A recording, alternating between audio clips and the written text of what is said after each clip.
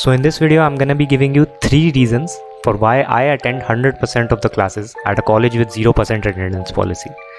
In the end, I'm also gonna be giving you my conclusion on whether it's worth it to attend all classes or not. So stick around till the end to find out, and without wasting any further time, let's jump right into the video.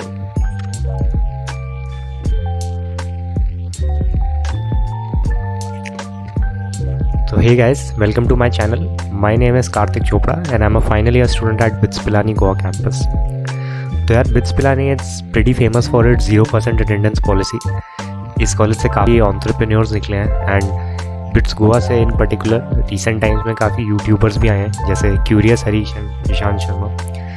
तो कई लोगों का ये मानना है कि 0% attendance policy इस चीज़ को फैसिलिटेट करता है कि कॉलेज आपको फोर्स नहीं कर रहा, आपका जो मन मर्जी करे आप कर सकते हो।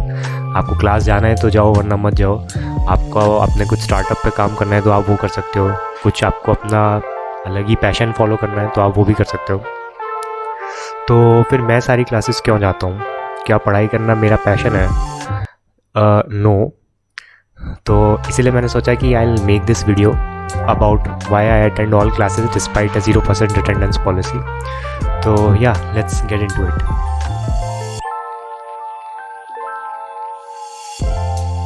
तो यार आपके कॉलेज का तो पता नहीं, बट बिट्स में किसी भी कोर्स में जो आपका ग्रेड लगने वाला है वो 3 चीज़ों से डिसाइड होता है और उनका स्प्लिट रहता है 30-30-40। 30% वेटेज रहता है आपका मिड सेम एग्जामिनेशन में जो स्कोर आया है, 40% वेटेज आता है आपका फाइनल एग्ज़ाम में जो स्कोर आएगा, और रिमेनिंग 30% जो वेटेज रहता है वो रहता है for the quizzes and assignments, जो कि पूरे सेमेस्टर के थ्रू आउट क्लास में होते हैं। तो मिड सेम और कॉम्प्रीहेंसिव एग्ज़ाम जो है, फाइनल एग्ज़ाम, उनका डेट तो पता ही रहता है, तो वो तो ऑब्वियसली सब लोग दे ही देते हैं आके।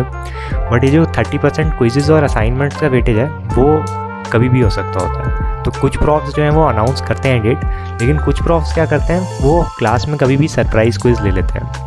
तो अब ऐसे सरप्राइज़ क्विज़ में क्या है कि ऑब्वियसली जो लोग क्लास आए हैं सिर्फ वही अटेम्प्ट कर पाएंगे उस क्विज़ को। तो ऐसे में मैंने देखा है, अगर आपको कुछ भी नहीं आता और आपके उस क्विज़ में 10 में से 2 मार्क्स भी आ रहे हैं, तो भी you are better off than the person जो क्लास आया ही नहीं, क्योंकि उसके तो 10 में से 0 ही लग गए।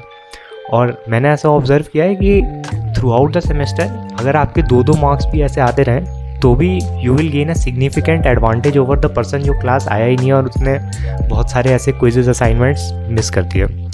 और मैंने ऐसा देखा है कि ये 30% जो वेटेज है क्विजेज असाइनमेंट्स का, this is enough to actually change your grade from B to A या फिर फ्रॉम C to B। तो कई लोग ऐसे थिंकिंग रखते हैं कि यार ये 30% तो क्विजेज़ वगैरह हम नहीं देते, हम तो मिड सेम और फाइनल एग्ज़ाम में ही निकाल लेंगे, कि हमें तो कोई चिंता नहीं है। तो लेकिन मैं पर्सनली ऐसा नहीं सोचता, क्योंकि मेरे को लगता है कि ऐसा कोई एक्सट्रीमली एक्स्ट्रॉर्डनरी परफॉर्मेंस तो मैं नहीं दे पाऊँगा एग्ज़ाम में, मिड सेम और फाइनल एग्ज़ाम में। तो इसलिए मैं हर एक मार्क पकड़ने की कोशिश करता हूँ। एंड मैंने ऐसा सही में ऑब्ज़र्व किया कि ये वाला जो 30% वेटेज है, this is enough to change your grade. तो that is the first reason.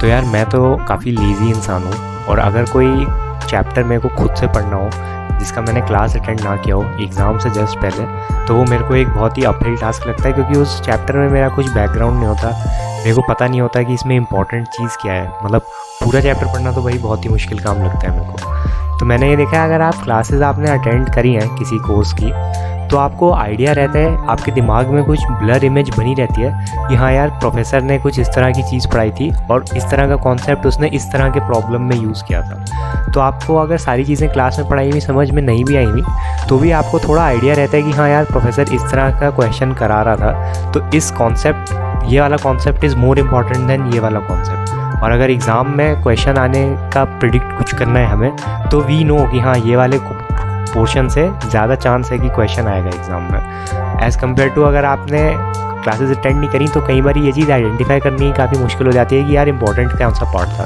तो आपको किसी ऐसे बंदे से पूछना पड़ता है जिसने क्लास अटेंड किया हो कि भाई तू क्लास गया था तो पता है इसमें इंपॉर्टेंट क्या है। तो डेफिनेटली मेरे को लगता है कि इस चीज़ में क्लास जाना इज़ बेटर। एंड मतलब मैंने तो ऐसा ऑब्ज़र्व किया है कि मेरे साथ अगर मैं क्लास ना जाऊँ तो कई बार ऐसा होता है कि पहले तो उठता ही मैं लेट हूँ, उसके बाद मैं आराम से नाश्ता करता हूँ, फिर आराम से नहाता हूँ, तो मैं काफ़ी आराम से करने लगता हूँ चीज़ें और टाइम उतना ज़्यादा प्रोडक्टिवली वैसे भी यूज़ नहीं कर पाता एज़ कम्पेयर टू अगर मेरे को 9 बजे वाली क्लास में जाना है तो मैं उठ के जल्दी जल्दी ब्रश करूँगा, जल्दी जल्दी नाश्ता करूँगा और फिर जल्दी जल्दी क्लास के लिए चला जाऊँगा।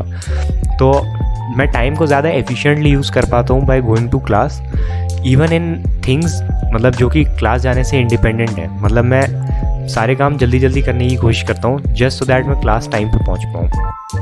तो ये एक फ़ायदा है। और कई लोग मैंने देखा है कि यही उनका भी रहता है कि वो क्लास नहीं जाते, बट क्लास ना जाके वो कुछ प्रोडक्टिव उतना करते नहीं है। वो या तो सोते रहते हैं या तो वो इंस्टाग्राम पे रील्स देखते रहते हैं। तो ऐसे लोग तो काफ़ी कम ही है जो क्लास ना जाके कुछ ज़्यादा प्रोडक्टिव यूज़ कर रहे हैं अपने टाइम को। और मेरे को लगता है कि मैं सारी चीज़ें ज़्यादा प्रोडक्टिवली कर पाता हूँ by going to class.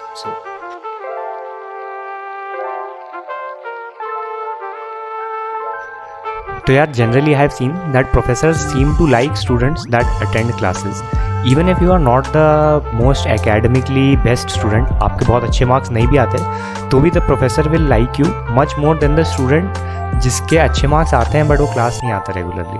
Because the professor feels appreciated जब आप क्लास जाते हो। तो प्रोफेसर को लगता है कि हाँ यार ये स्टूडेंट सिंसियर और डेडिकेटेड है। तो you can build a good reputation in front of your professor and I think ये काफ़ी यूज़फुल चीज़ है अगर आप स्पेशली अगर आप हायर स्टडीज़ में इंटरेस्टेड हो, आपको MS करने जाना है और आपको लेटर ऑफ रिकमेंडेशन चाहिए, तो the professor will be very keen to help you out अगर आपने उसकी क्लासेस रेगुलरली अटेंड करी हैं।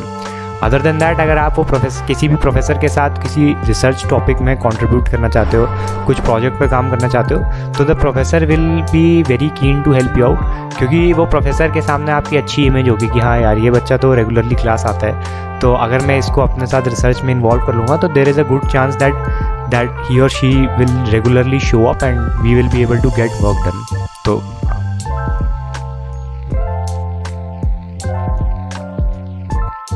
यार इन कंक्लूजन इस टॉपिक पे मेरा तो यही ओपिनियन है कि अनलेस आप कोई ऐसी चीज़ कर रहे हो जैसे आप अपना स्टार्टअप कर रहे हो, उसमें आप बहुत ज़्यादा हैवीली इन्वेस्टेड हो, तो या फिर आप कोई इंटर्नशिप कर रहे हो अपनी कॉलेज की पढ़ाई के साथ साथ, या फिर आप कोई बहुत बड़े एग्ज़ाम की तैयारी कर रहे हो जैसे UPSC हो गया या कोई भी और बहुत बड़ा एग्ज़ाम हो गया, तो ठीक है, इट इज़ अंडरस्टैंडेबल कि आप क्लास नहीं जाते क्योंकि उसमें आपका टाइम वेस्ट हो रहा है और वो आपको अपने गोल से डिस्ट्रैक्ट कर रहा है। बट अगर आपका क्लास ना जाने का रीज़न ये है कि आपको सुबह उठ नहीं पाते, या फिर आपको प्रोफेसर का पढ़ाया हुआ समझ नहीं आता, या आपको कोर्सेज में इंटरेस्ट नहीं है, तो I think you should reconsider and you should try going to classes more often, क्योंकि आई फील डेफिनेटली कुछ फ़ायदा होगा।